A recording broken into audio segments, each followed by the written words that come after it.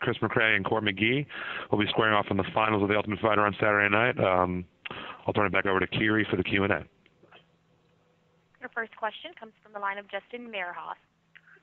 Hi, Chris. On our site, MMAmelee.com, a couple of the users and some of the other administrators have been keeping track of the quotes that you had on the show. Is there any quote that you have that might be good to encompass this fight that you have with Court? Untamed and off the chain. That's awesome. And then also for Court, and Chris, if you guys could both answer this, what did it do yesterday when you, how did you guys feel when you found out that you guys are now the main event instead of the co-main event? Did that change your guys' game plan at all? Did it make you nervous? No, I don't worry about like where it's on the card or if it's the main event or not. It doesn't matter regardless. I have to show up and fight Kris McCray, whether it's at the first of the card or the last of the card. So that definitely doesn't change the game plan. The game plan is to go out and win, you know. So that's about that. I thought it was cool when Court told me he was the first one to tell me.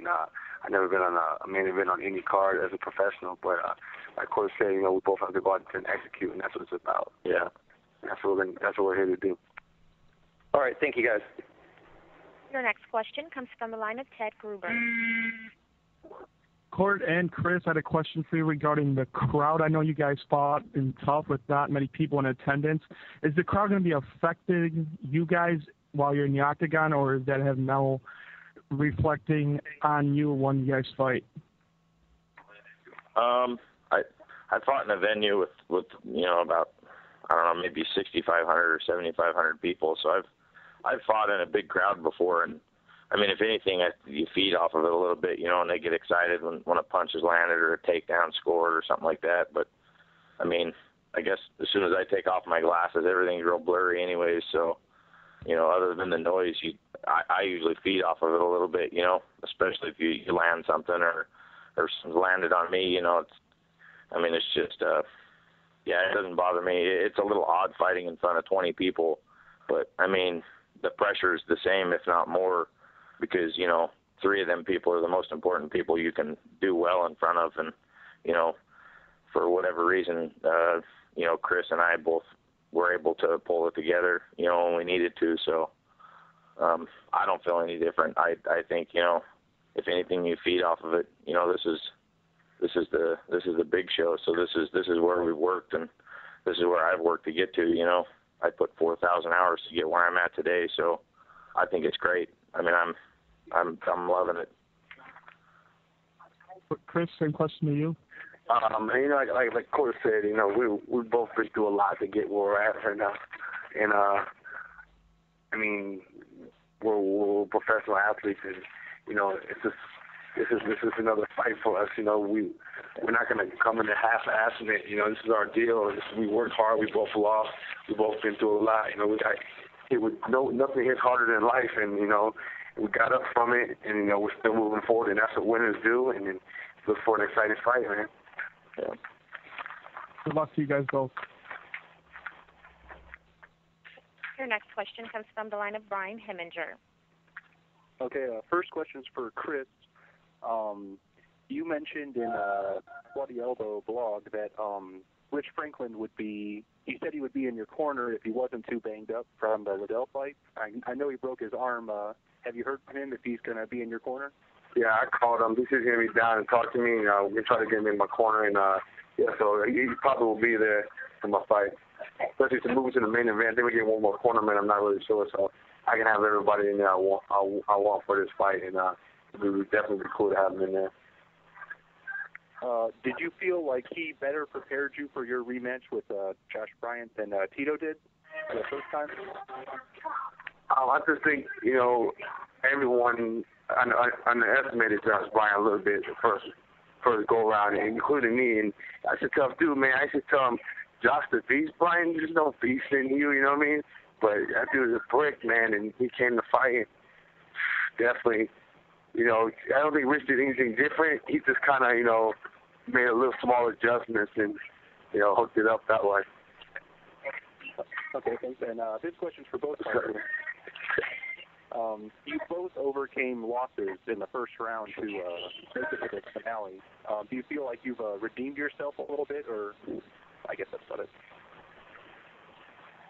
Me, to redeem myself would be to win the whole thing, you know.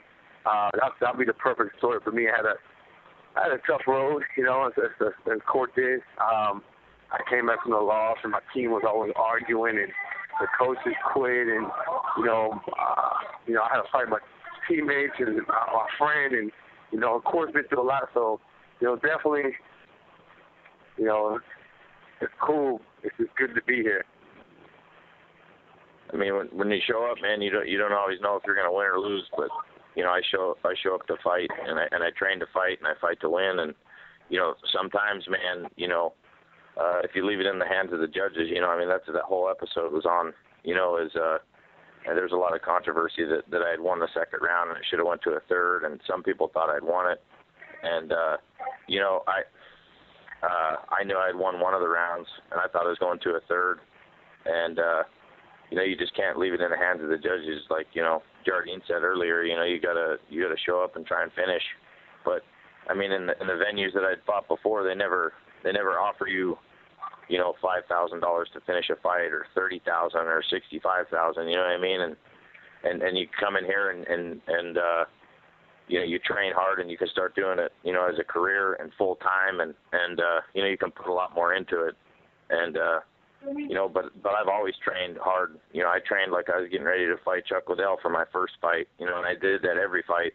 This fight's not any more important than the first fight, because the first fight's where it got me today.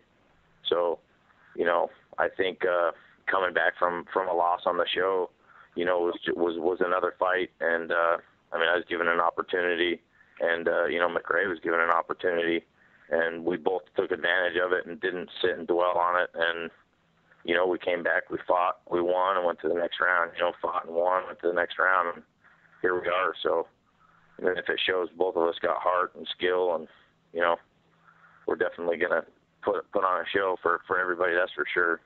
So. Okay, thanks. Your next question comes from the line of Damon Martin.